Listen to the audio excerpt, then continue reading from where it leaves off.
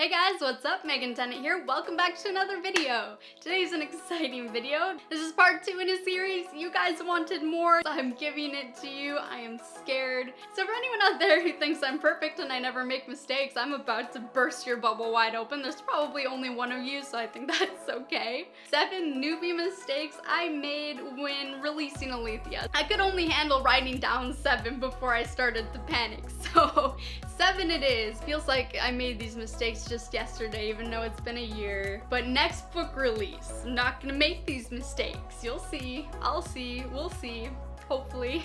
Let's just get right into this. Newbie mistake with Aletheia number 1. Starting beta readers too early. Okay, so when I wrote Aletheia, I didn't do just like one first draft and then a second draft and a third draft. I had multiple levels of drafting going on at once. I get in different mindsets when I'm not in the mood to write. I edit what I've already written. So I hadn't written the last 5 chapters of Aletheia. For context, there's 50 chapters total, so it's not a huge percentage, but the chapters leading up to that were pretty edited and were no longer first draft. They were like 5th draft because I was constantly editing up to that point. So Josh has started reading through. He's my alpha reader. He reads first, so he was partway through at like chapter 20, and me, in my infinite wisdom, I decided it would be a great idea to get my beta readers started because they're gonna read super slowly, right? None of them are possibly gonna catch up to Josh, and it's not like Josh is gonna catch up to me, so that's fine. Great idea, right? Wrong, no, bad idea. So I started my betas, and Josh found an issue that involved making changes in future chapters he hadn't gotten to yet, so I had to stop writing those last 5 chapters to make the changes to the chapters he hadn't gotten to. And then at the same time I was making changes to the chapters he'd already read before my betas got to them. And then I had my betas going through.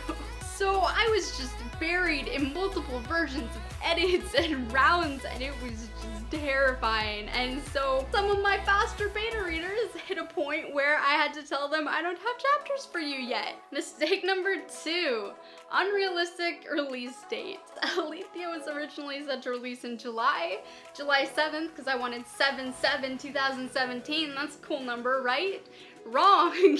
I mean, it is a cool number, but it was not a realistic number. Come the end of June, my betas had already finished, but we hadn't started professional edit, and we hadn't started formatting, or any of the tiny little details that go into a book release, and we were not prepared, and we were both working full-time jobs, so we had to push the release date back 2 months. From that, I learned that you should actually be through the editing process before you set a release date, because you never really know how long everything's gonna take. Like, if I'd needed 5 more rounds of beta readers because they kept finding issues, I wouldn't have made the September release date. Give yourself plenty of time by just being already at the arc stage before you decide on a date. Mistake number 3, not realizing that size does matter.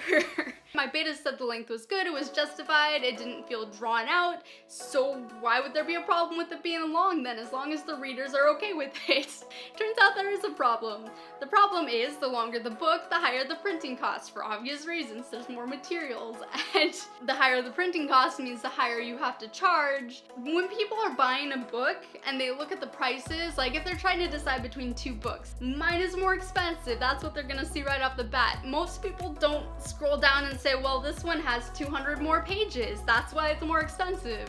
Most people just think, I could buy the cheaper book, and they buy the cheaper book. I didn't factor that in when I was writing Aletheia. If I had, I probably would have done a little more word cutting. Granted, I wouldn't have sacrificed the plot or the story or characters, so my word cutting probably would have only reduced it maybe 30 pages. Newbie mistake number 4 is super minor, but it bothers me to no end, and that is the social medias on the inside of the book. At the time when we did this internal page of the book, I was like, I'm gonna have all the social medias. I can manage these, I have time. So we put in all the social medias, and it turns out that's a lot of work to manage that many social medias. Also, when you put your social media handles in a book, you shouldn't change them after. I completely forgot. I didn't like 5 months after this came out, I went and I changed my Instagram handles so that my main Instagram account was _Megan_Tennant and my personal one was Megan I Tennant. And guess which one is in the book? Megan I Tennant, the one that I'm never active on because I forgot that it was in solid paper in here. So be sure of your social media handles before you go printing them in a book. Mistake number 5, I really don't want to admit, but here it goes. Proofread all of the pages of your book. We all know, obviously, that when you hit your first arc, you have to do a proofread through. Well, when I did my proofread throughs, I read it like I read a normal book. You open up to the first page of actual content and you proofread. I didn't proofread the copyright page or the acknowledgements page or the dedication page or any of the little just like filler pages because I just didn't think about it. I was proofreading the book as a reader. So naturally a typo slipped through, and I'm not going to tell you guys which page it's on because then you're going to know it's there, but it's a pretty blatant typo. It's just a missing letter, like it's not terrible, but one person has messaged me to say it's there, and that's the only reason I even know it was there. That's how bad it is. This was only like a month ago, and it bothers me so much just knowing it's there, and all of those printed books are out there and there's like hundreds of them and I can't fix the typo and it looks bad and oh my gosh.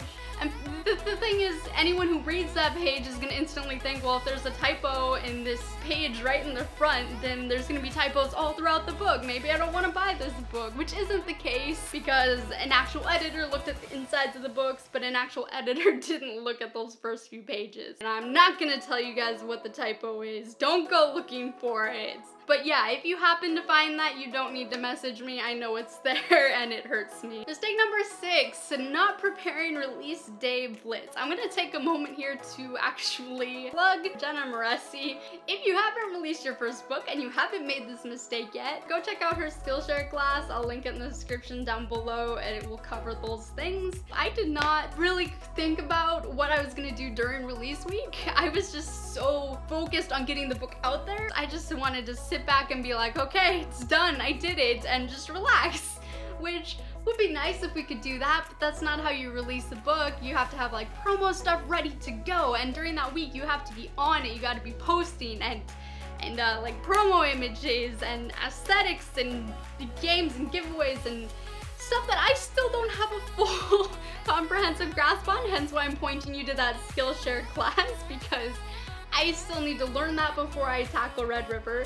So I'm not going to be doing a video on Release Day Blitz anytime soon because I still have to learn it. But I do know enough now to know that I did it wrong for Aletheia. Last but not least is number 7, not being prepared for after. And there's a lot of good things that comes from publishing. You have the high and the excitement and everything, and then the sales kind of drop off and the excitement and adrenaline go away and all of the huge peak and social interaction goes away, and then you kind of fall. There has to be a crash, and it's important to be prepared for the post-release down.